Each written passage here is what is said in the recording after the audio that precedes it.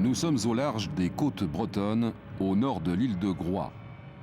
C'est ici, dans l'océan Atlantique, en 1982, qu'un chasseur de mines de la Marine nationale a repéré cette épave grâce à un nouveau système de sonar.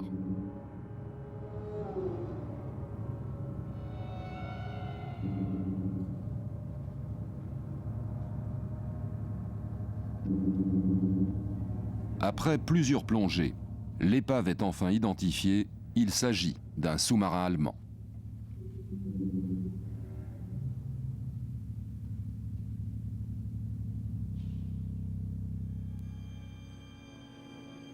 Parmi les fragments qui sont remontés, l'un porte l'estampille U-171. Pas de doute, il s'agit de l'un des fameux U-boats de la Kriegsmarine qui, durant la Seconde Guerre mondiale, semait la terreur dans l'Atlantique Nord.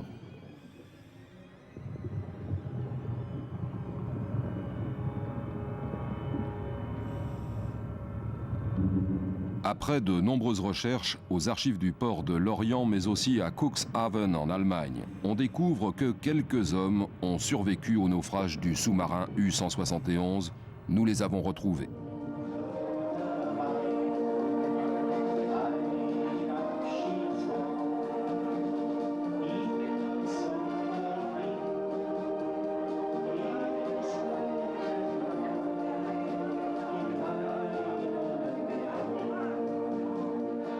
Depuis 1960, les survivants du U-171 se réunissent régulièrement pour ne pas oublier l'incroyable aventure qui les lie à jamais.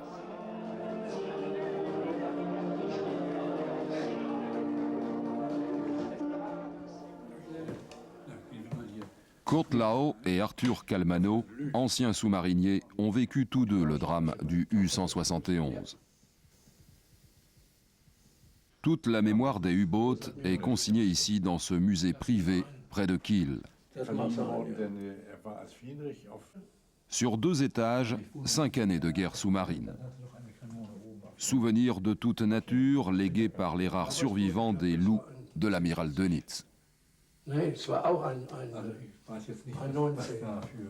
U-171 fait partie des 781 sous-marins allemands coulés entre 1940 et 1945.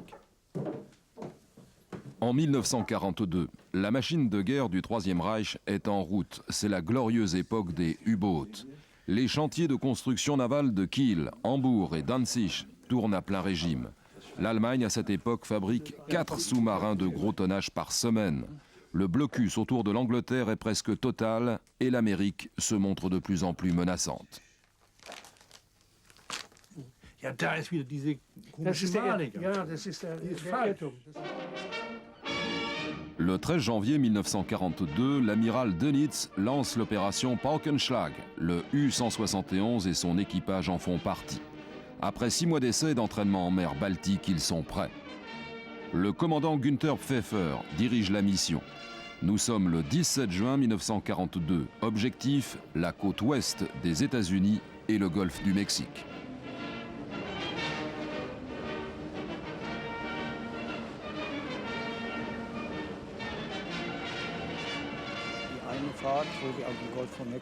Lorsque nous sommes revenus du golfe du Mexique, il ne restait plus grand-chose à manger à bord. Il ne restait plus que des boîtes de conserve avariées. Avec les changements de pression permanents, les boîtes de conserve en prenaient un sacré coup et devenaient immangeables.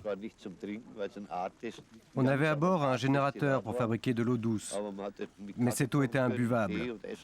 On ne pouvait s'en servir que pour faire du thé ou du café, ou bien faire la cuisine.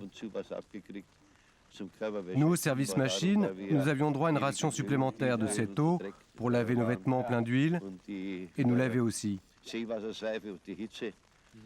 Car avec l'eau de mer, c'est impossible, ça nous brûlait la peau. J'étais soit sur le pont ou dans le kiosque, sans jamais quitter mes vêtements humides.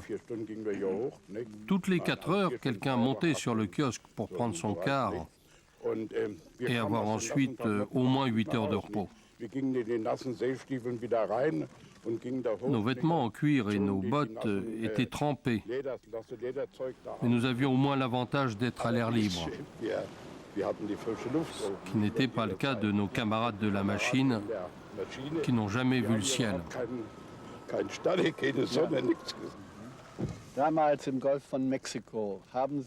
Pourquoi étiez-vous dans le golfe du Mexique? Et vous avez croisé des bateaux ennemis? Sur la côte américaine, la situation était presque normale. Les bateaux naviguaient sans méfiance. L'opération Paukenschlag était presque terminée. Les succès étaient énormes. Entre janvier et juin 1942, un grand tonnage de bateaux fut coulé. Dans cette région, la navigation se faisait presque normalement, comme en temps de paix. C'est dans le golfe du Mexique que transitait le ravitaillement en pétrole pour l'Amérique. Dans le golfe du Mexique, vers le Mississippi et la ville de Galveston, on ne voyait aucun destroyer. Il n'y avait aucune surveillance. Oui, mais à notre époque, c'était terminé. L'ennemi avait déjà assuré la protection des convois. C'est pour cela que nous avons eu du mal à trouver des bateaux isolés. En plus, nous avions de grosses difficultés avec nos torpilles.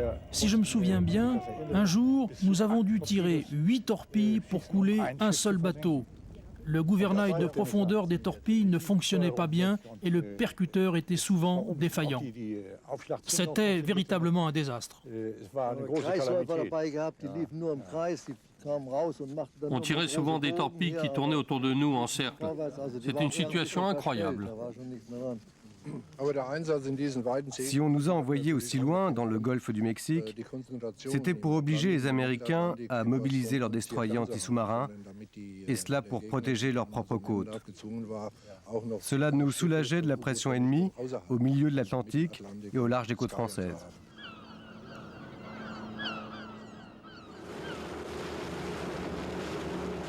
Après une mission de 4 mois en mer, c'est le retour vers la base de Lorient. Les 51 marins du U-171 sont épuisés. À 11h47, le 9 octobre 1942, ils sont à quelques milles de la côte française. Otto Mettmann vient de signaler la dernière position du sous-marin au commandant. Walter Bratt était sur le kiosque, il avait reçu l'autorisation de prendre l'air. Rudolf Kalfak, responsable de la station de gonflage, était à son poste. Karl Wustermann, quartier-maître au service technique, était de quart juste sous l'échelle du kiosque. L'officier marinier Riedel était de quart dans le poste central. Le sous-officier au central Courtorivol venait de fermer les gaines de ventilation, le sous-marin ne devant plus plonger. Johann Richter était sur le pont. Ces hommes, bien que naufragés, auront évité le pire.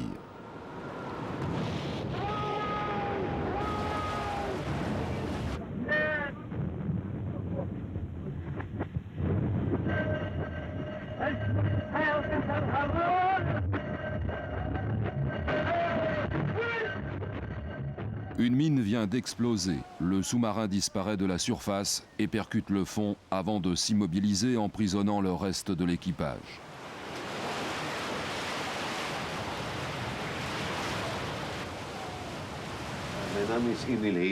Emil Ebert, Jacob May et Kurt Lau font partie des 16 marins qui resteront coincés pendant 1 heure dans le compartiment lance-torpille. Ici, le manomètre indiquait 0. Cela voulait dire que la pression était la même à l'extérieur et à l'intérieur. Théoriquement, on aurait dû pouvoir ouvrir le sas sans problème, ce qui n'a cependant pas été possible. Nous avons demandé au plus costaud d'entre nous de le faire. Il a enfin réussi. À ce moment, l'eau s'est engouffrée avec force dans le compartiment. L'eau rentrait, l'air sortait, comme si l'on vidait une bouteille de bière. La porte du sas claquait. Une forte vague nous a poussés vers les tubes lance-torpilles. Je dois vous dire une chose. Tout le monde n'avait pas son gilet de sauvetage. Ceux qui n'en avaient pas, bien sûr, devaient sortir les premiers. Pour ma part, j'en ai récupéré un au dernier moment. C'est un camarade qui me l'a donné. Lorsque le sas s'est ouvert, nous avons vu comme un clair de lune. Il était temps pour nous de sortir de cette boîte de conserve.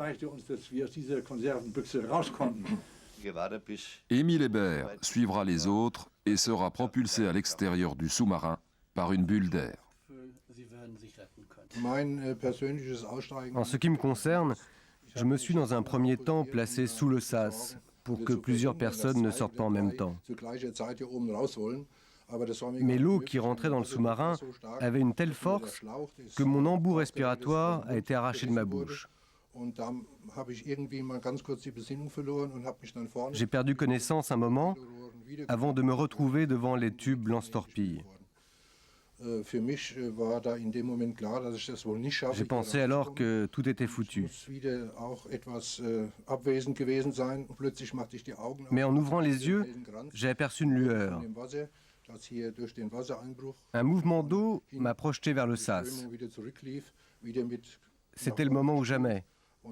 Et je suis sorti. Je ne suis pas absolument sûr, mais je pense, enfin je crois, être le dernier à avoir quitté le sous-marin.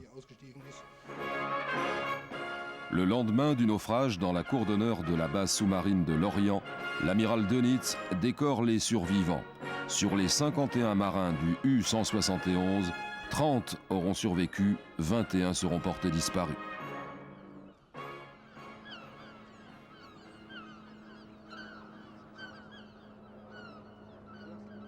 Lorient, le souvenir de l'occupation allemande est encore bien présent.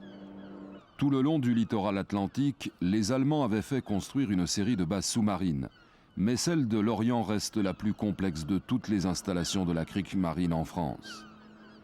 La Marine nationale française, juste après la guerre, utilisera les installations allemandes pour y abriter ses propres sous-marins.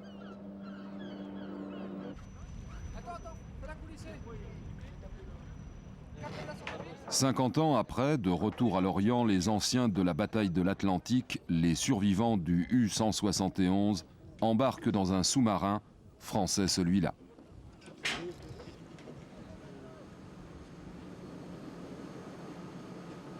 Ils découvrent un univers de technologie de pointe. Ces sous-marins de la nouvelle génération n'ont plus qu'un lointain rapport avec le U-boat de la Seconde Guerre mondiale.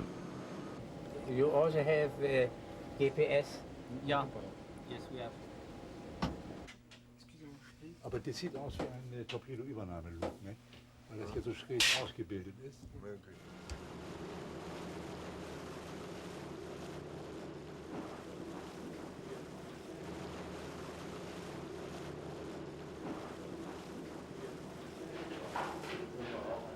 Même si tout sous-marinier doit être prêt à affronter les situations les plus critiques, même si l'entraînement est de plus en plus poussé, le sauvetage du U-171 reste exceptionnel dans l'histoire de la marine.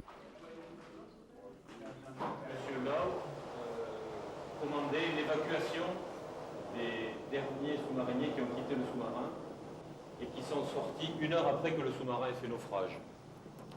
Donc il y a 16 personnes qui ont évacué ce sous-marin. Pour vous dire, si ça marche, on l'utilise encore et déjà ces gens-là avaient testé pour vous.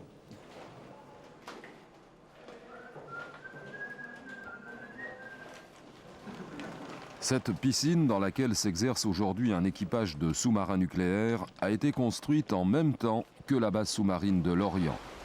Des générations entières d'équipages allemands y sont passés.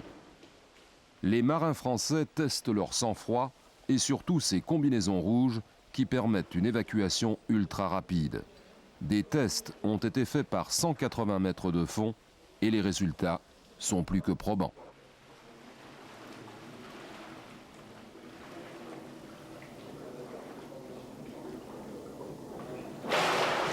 Ici, il n'y a que 4 mètres d'eau et la seule barrière à franchir est psychologique.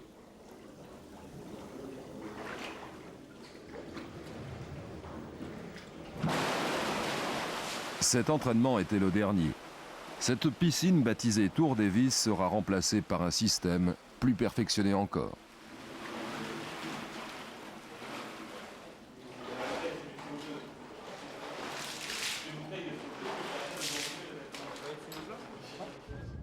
Quant à la base sous-marine de Lorient, officiellement fermée depuis juin 1995, elle a été cependant jugée indestructible.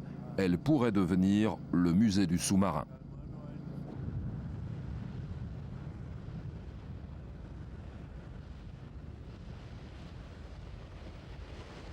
À 1 heure de là, au nord de l'île de Groix, gît l'épave du U-171. Un moment d'intense émotion pour Kurt Lau, Otto Mettmann et Gerald Hauber, qui accompagnent les plongeurs des mineurs sur le site de leur naufrage.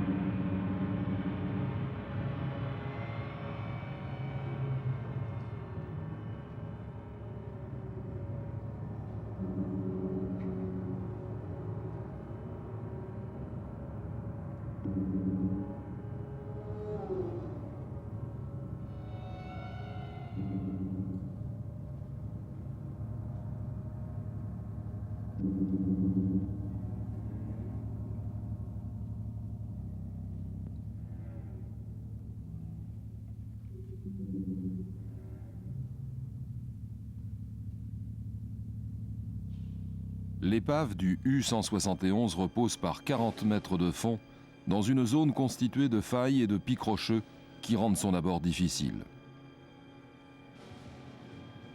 Le U-171 mesurait 77 mètres de long. Il était large de 7 mètres, haut de 10 mètres.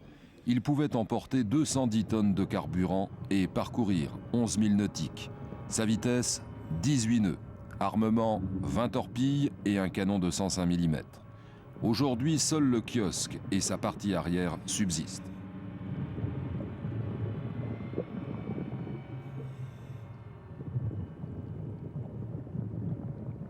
Ce n'est que 10 ans après sa découverte que débute en juin 1993 un programme d'investigation dans des conditions de plongée délicates. L'épave n'est accessible que pendant les mois d'été. Chaque plongée doit être organisée avec une grande précision.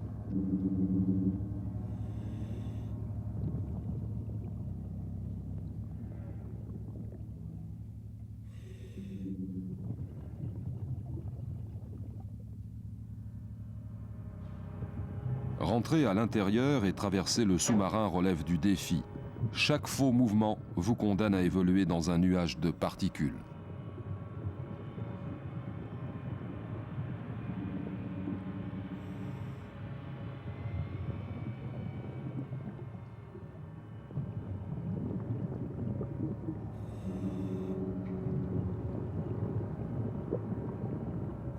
La coursive centrale du sous-marin est truffée de pièges de toutes sortes, câbles électriques, tôles coupantes.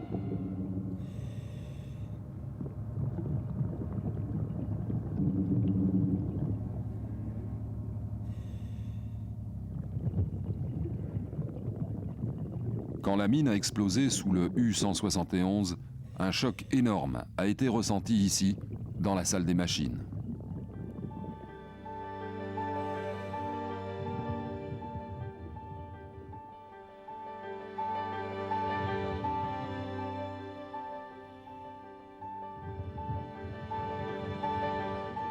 Les hommes qui s'y trouvaient n'ont jamais entendu l'ordre de stopper les diesels. Ils sont tous morts, asphyxiés. Aujourd'hui encore, le sous-marin est leur linceul.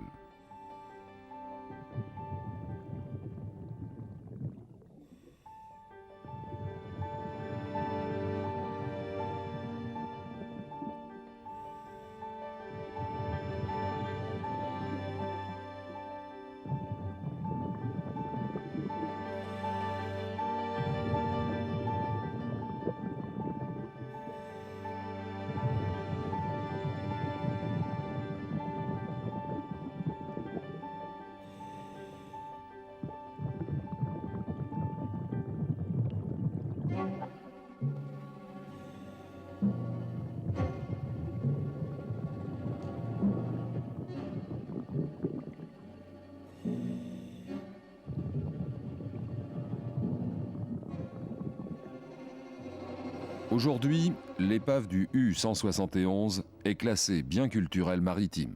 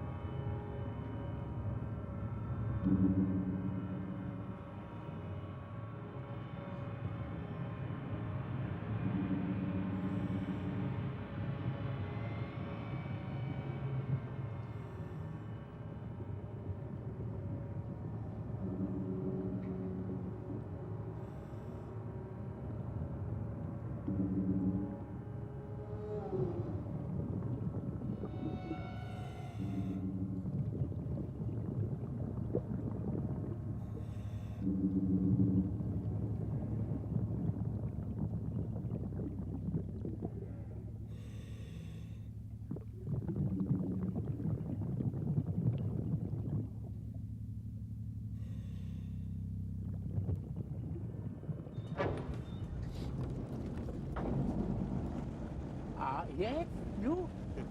Ah,